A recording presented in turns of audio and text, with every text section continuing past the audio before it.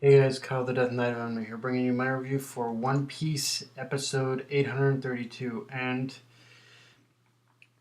I actually really got into this episode. This was actually just an overall fun episode. Wasn't the pacing was a little iffy in places, but it was a little iffy in places. But other than that, like, it was just a genuinely fun and enjoyable episode. Like, I I actually kind of struggled to really find like legitimate things I hated about this episode, to be honest with you. Um, and right off the bat, I'll say, like, if there's one thing I'll never ever fault One Piece for, anime or manga, is its creativity. And I'm not gonna lie, like the episode alone, the entire episode was pretty much visually beautiful to look at. Like, wow, it like that definitely Toei Animation just pretty much went all out in the artwork department with this episode. Like, it's actually kind of scary. In fact, the best scene for me, of course, was pretty much the pretty much whole reveal of the wedding cake itself. Like, the wedding cake, was the wedding cake itself, and story wise, I think it's actually kind of it's very creative, but in a certain way also very demented for the wedding to be held inside the cake itself. Like, and what makes it demented to me is, if you think about it, Sanji and Pudding in that situation were basically just living, breathing cake toppers. That they really were. Like, it's a fun scenario, but if it, but they're basically just cake toppings. It's like, yeah, like, well, that's that is definitely a little creepy. Just don't freeze them over or whatnot, freeze them in place or anything like that. Um, but yeah, so visually, I have to say that the episode was very, very beautiful to look at. Um, Now, aside from that, can we just take a moment and just appreciate how much Sanji's one compliment to Pudding about her eye impacted the course of of the rest of the episode? Like, seriously, if you really think about it, Pudding was going in prepared to kill him, and at the very last split millisecond, he said something to her that actually made her waver, which also threw a pretty big monkey wrench in Big Mom's entire assassination plan, which of course just caused a whole lot of chaos, just caused a whole lot of confusion and chaos, even before Luffy actually arrived at the end of the episode. Like, yeah, it's actually kind of amazing. But what's like the reason why this scene is amazing is because if you really think about it, Sanji's chivalry is what pretty much saved the day here. Like, pretty much throughout pretty much all of One Piece, throughout the entirety of One Piece, we've pretty much seen Sanji's chivalry in action. We just kind of in the past, we've just kind of seen it as pretty much a cool little character, as a cool or annoying little as a fun, or in some cases, annoying little character trait about him. He's always just been kind of flirty with women. He's just kind of he just can't bring himself to hurt a woman. Like, and he just gets those massive hearts in his eyes, nosebleeds, whatnot. And for a lot of people, like, especially in the time skip, his whole flirtatious attitude and whatnot, it's been a little annoying for many. But here in this one moment, his chivalry actually served a fucking purpose with the plot. And granted, I'd argue that in many respects it has also served a purpose to the plot in other cases as well. But here, his chivalry, everything is that little character quirk we've all thought was either just fun or annoying, actually comes into full play here. It actually served a freaking purpose. It actually served a freaking purpose here. And yes, like, like, in the end,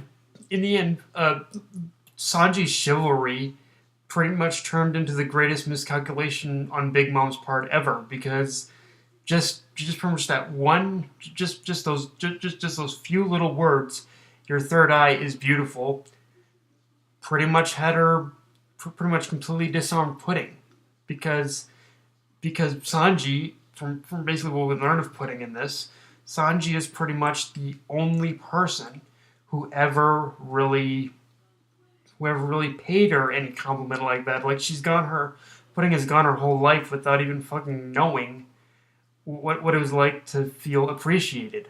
And and since we're basically on and since we're kind of and I think this is actually a good time to transition into what I thought of what I thought of what I thought of her backstory it and like because yeah immediately following that whole stuff we do get the reveal we do get the big backstory of Pudding of how she was tormented as a child by everyone, even her own mother, Big Mom, mind you, for basically her third eye.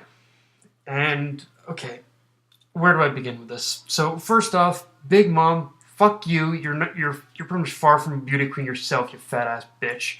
But second, I want to talk about the backstory itself, and I'll be honest, Pudding's childhood never really affected me all that much in the manga, and maybe that's because maybe it's because as much to Oda's credit as he did to try and get us to try to get us to sympathize with her, I couldn't really because the backstory in itself it was just so brief. I needed a little more time on Pudding's backstory in order to really get invested on her, and it's kind of a similar situation here, but surprisingly, I actually felt more invested in Pudding's backstory in the anime. What I'm getting at here is I felt more invested in Pudding's backstory in the anime than I did the manga, and I think part of that has to do with three factors, which is which is that even though it was just a tiny little bit, they actually extended Pudding's backstory in this one. So I think it did help me kind of register a little bit more as to how much shit she's gone through. Two, the voice acting, and three, pretty much the soundtrack that was going on in the background. Like, I think all these three things kind of attributed to me, like, kind of getting a little more invested in her backstory in the manga, or it definitely choked me up a little bit too, or at least enough for me to care anyway.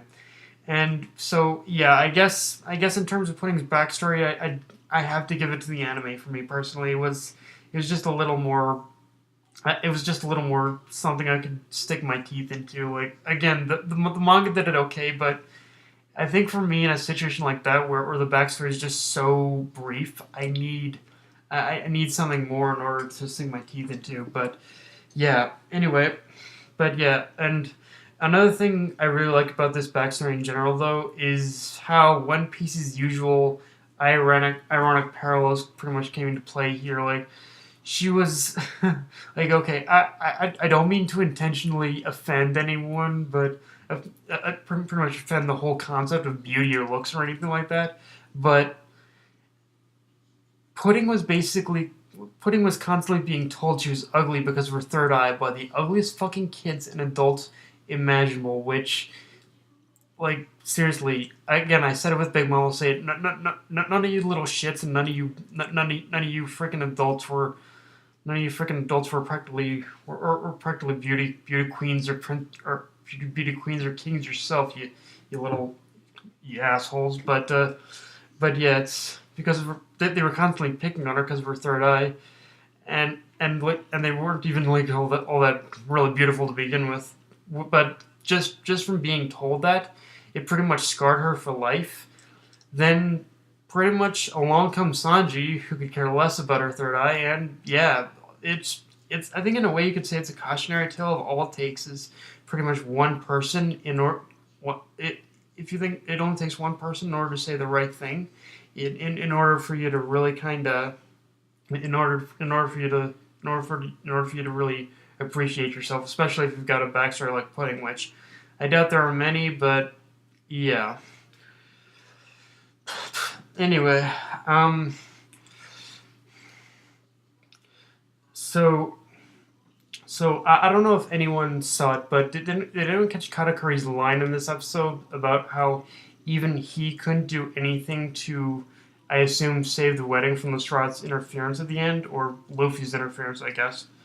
I mean, did anyone catch that? Because I'm sure for most casual viewers, most people will probably would probably rather shrug that off as a passing line, not worth mentioning. But I think I think that's an indication that Katakuri's abilities to predict the future with have a bit of a limitation to them beyond just pretty much beyond just the normal weaknesses and limitations that observation Hagi has. Like, if I had to guess, considering how much he was panicking, I'd say Katakuri's biggest weakness with his future sight powers is that he needs a certain interval between the amount of time between the between the time that the event actually happens to even before it happens in order for him to use his in order for him to use his in order for him to use his in order for him to use his future sight abilities correctly. Like he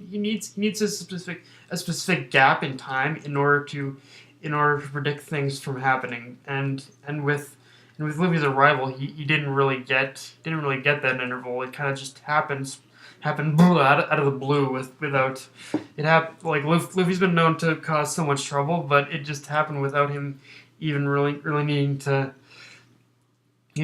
without even getting the chance to predict it. And I think also Pudding's little breakdown also probably threw him off as well. So in the end of the episode, we pretty much see Attack of the Luffy clones, and based on some of the poses the clones were doing, I think it's fair to say we know why Luffy was trying to capture animals earlier. But as to how they were transformed to look like Luffy, I want to say it's an illusion on Brulee's part. But we'll just have to wait and see. Although, I do gotta say, getting close, like, just pretty much, in the way Toei was pretty much doing, like, close-ups of all the Luffy clones, that really kind of worked against Toei for me, because, like, very much the close-ups didn't really help. Didn't kind of made it a little more than obvious that Toei was using still frames. Like they made it a little too obvious that they were using still frames on that particular part of the episode. Like the animation of them just crashing through after the animation on the Luffy clones after they crashed the cake. It was not good at all. I'm just saying that right now.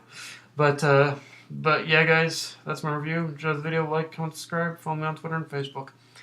Death Knight of Anime, signing off. Later, guys.